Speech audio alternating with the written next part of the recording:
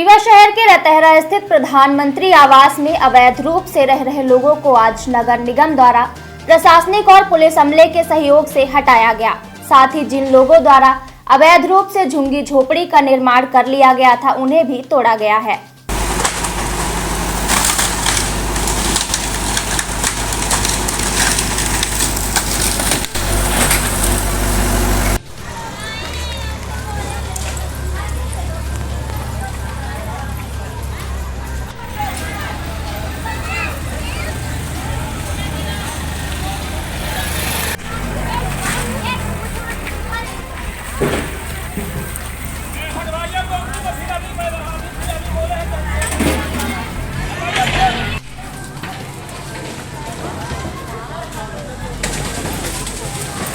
भैया यहाँ पे पीएम आवास में नगर निगम की कार्रवाई चल रही है, आप भी यहाँ पे मौजूद हैं। ये नगर निगम की यहाँ पर पीएम आवास कॉलोनी है, जिसमें जानकारी जो प्राप्त हुई है उसमें 238 मकान यहाँ पर बने हुए हैं और उन मकानों में कुछ लोगों को आवंटन हुआ है अवैध, और बहुत सारे लोग यहाँ पर जो है अवैध रूप से निवास रहते हैं, जो अन्य गांव और तहसीलों के हैं जो अवैध रूप से यहाँ रह रहे हैं।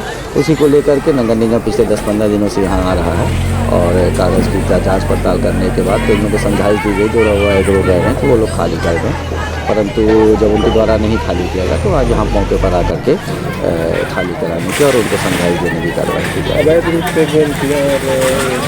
हाँ, ये देखा गया है कि कॉलोनी के भीतर जो आम रास्ता है और सार्वजनिक जगहें हैं बैठने उठने की, वहाँ पर कई लोगों द्वारा अवैध रूप से निर्माण करके गुमटियाँ बना ली गई हैं, कमरे बना लिए गए हैं, उनको भी चिन्हित करके हटाने की कार्रवाई की जा रही है। हाँ, जिन लोगों को आवंटन पूरी नहीं हुआ है मकानों का, उन लोगों के द्वारा किस्त शुरू प्रारंभिक तौर पर जमा की गई थी, परंतु बाद में उसकी किस्तें नहीं जमा की गई। उसकी जाँच भी नगर निगम के अधिकारी कर रहे हैं कि किन लोगों की कितनी किस्तें जमा हैं और नहीं जमा है कब से। इस पूरी कार्यवाही के संबंध में नायब तहसीलदार यतीश शुक्ला ने जानकारी देते हुए बताया कि रीवा नगर निगम द्वारा रतहरा में 238 प्रधानमंत्री आवास का निर्माण कराया गया था, जिसमें कई मकान में कुछ लोग अवैध रूप से कब्जा करके रह रहे थे। वहीं कई लोगों द्वारा सार्वजनिक स्थान पर और सड़कों पर झुग्गी झोपड़ी और गुमटियों का निर्माण कर लिया गया था, जिन्हें भी तुड़वा दिया गया है। साथ ही भवन में रह रहे लोगों को भी समझाइश देकर बाहर निकाला गया है और भवन को खाली कराया गया है। उन्होंने बताया कि कई लोगों ने भवन आवंटित करा लिया था लेकिन रह नहीं रहे थे, जिसके चलते उनका भवन खाली था। इन्हीं भवनों में कुछ लोगों द्वारा अवैध रूप से कब्जा कर लिया गया था। जिन लोगों को भवन आवंटित था उनके द्वारा नगर निगम में शिकायत की गई थी, जिसके बाद पिछले 15 दिनों से नगर निगम के कर्मचारी यहां आकर लगातार समझाइश दे रहे थे, लेकिन लोगों द्वारा भवन को खाली नहीं किया जा रहा था और सार्वजनिक स्थान से अतिक्रमण को भी नहीं हटाया जा रहा था, जिसके चलते आज नगर निगम, जिला प्रशासन और पुलिस बल के सहयोग से इन भवनों को खाली कराया गया है और सार्वजनिक स्थान में बनाई गई झुग्गी झोपड़ी और दुकानों को भी तुड़वा दिया गया है। वहीं इस पूरी कार्यवाही का लोगों ने जमकर विरोध किया है। उनका कहना है कि उन्हें रानी तालाब से विस्थापित कर यहां प्रधानमंत्री आवास में बसाया गया था, जिसके एवज में उनसे पैसे भी लिए गए थे, लेकिन अब नगर निगम द्वारा ही उन्हें हटाया जा रहा है, जो पूरी तरह से गलत है। क्या दिक्कत आ रही है? हमको लोग को रानी तालाब हटाया गया, रानी तालाब हटा के यहाँ जंगल दिया गया, यहाँ सांप बिछी सब खात रहे हमका बच्चा, फिर भी यहाँ रहे हैं। कांदा कीचड़ बारिश बूंद आंधी तूफान में मरते जूझते रहे हैं। अपने बच्चे किसी तरीका पाले, किसी तरीका पाल कितने बड़े करें, आज ये बना लिए हैं, हमको रहने नहीं दे रहे हैं। हमको कह रहे हैं हटाओ, हम कहाँ जाएं सरकार, कहाँ जाएं हम, कहाँ जाएं हम?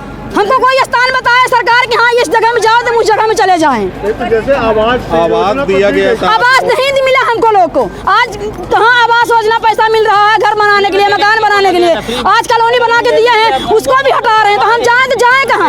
हम शासन से ये निवेदन कर रहे हैं कि हम जाएं तो जाएं कहाँ? हमें वो वजह बताइए। जब आप लोगों को यहाँ नहीं मिला है आवास, जब आप लोगों को यहाँ पे आवास नहीं मिला हमें लोग को, जब आप लोगों को यहाँ पे बसाया गया था तो जो पीएम आवास है उसके रेट वगैरह बताए गए होंगे? कुछ नहीं रेट है, कुछ नहीं। हमको हमारे पेट में बच्चा था, पहले हमारी बात यहाँ, हमारे पेट में बच्चा था, ये बच्चा हमारा पैदा हुआ था, अब बीसीजी लगी रही है ऐसे, हमारा बच्चा ऐसे पैदा हुआ है। आप पूछ लें रानी तालाब में, पूछ लें, यहाँ भी पूछ लें। आज इतना बड़ा हो गया हमारा बच्चा और स्थिति आज फिर भी लेकर खड़ी कर दी है हमारे ऊपर। तो हमको लोग को सबको मार डाले हमारे बच्चे परिवार को, और शासन खूब खुशी से रहे। हमको लोग के मरने दें और शासन में जिंदाबाद करे वहाँ को नारा लगाए भाई शासन के लाने मोदी के लाने और मोदी ले ले वोट ले ले और मंत्री जी वोट ले ले यहाँ हाथ जोड़े गोड़े गिरे के दादा वोट ये कॉलोनी बहुत ज्यादा जनता बसीला है। क्या नाम है आपका? हमारा सुनीता बंसल नाम है सर। नाम है आपका? किस तरह की समस्या हो रही है यहाँ पे अतिक्रमण? हमारा नाम चंद्रशेखर बंसल है। मैं रानी तालाब से विस्थापित यहाँ रतहरा में आया हूँ और उस समय बोला गया था कि आप लोगों को मकान के एवज में मकान दिया जाएगा और इस मकान को तोड़वाए दे रहे हैं। रानी तालाब का मकान तोड़वाने के बाद यहाँ पहले भूमि दिया गया था 15 बाई 30 का प्लाट दिया गया था। उसके बाद हम लोग यहाँ गुजर बसर कर रहे थे। उसके उपरांत फिर ये कॉलोनी बनाई गई। ये कॉलोनी बोला गया था कि आप लोगों को निःशुल्क दिया जाएगा, आप लोगों को निःशुल्क दिया जाएगा, आप लोगों से कोई पैसा नहीं लिया जाएगा। हम लोग रह रहे थे।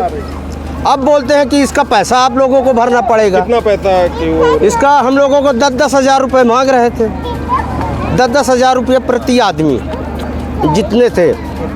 अब हम लोग गरीब आदमी अपना कमाते खाते हैं, किस तरह से गुजारा करते हैं। और जबकि हम लोगों के पास वहाँ 4-4, 5-5 कमरा बना हुआ था, उसको भी तोड़वाया गया। हमारे घर गिरा दिए 3-3 कमरा, हम खुद के बनाए थे अपने कमाई से और आज हम गरीब आदमी, हमारी ये तरह स्थिति है। तो निःशुल्क बोले थे राजेंद्र शुक्ला, आज झूठ बोल रहे हैं तो हम कहाँ से पाए? हमारी स्थिति देख रहे हो, हमारी कमाने की उम्र है, हमारे पति के कमाने की उम्र है। आप समझिए, आप बोलिए, यहाँ से भोपाल तक भेजिए और हम लोग चलने के तैयार हैं।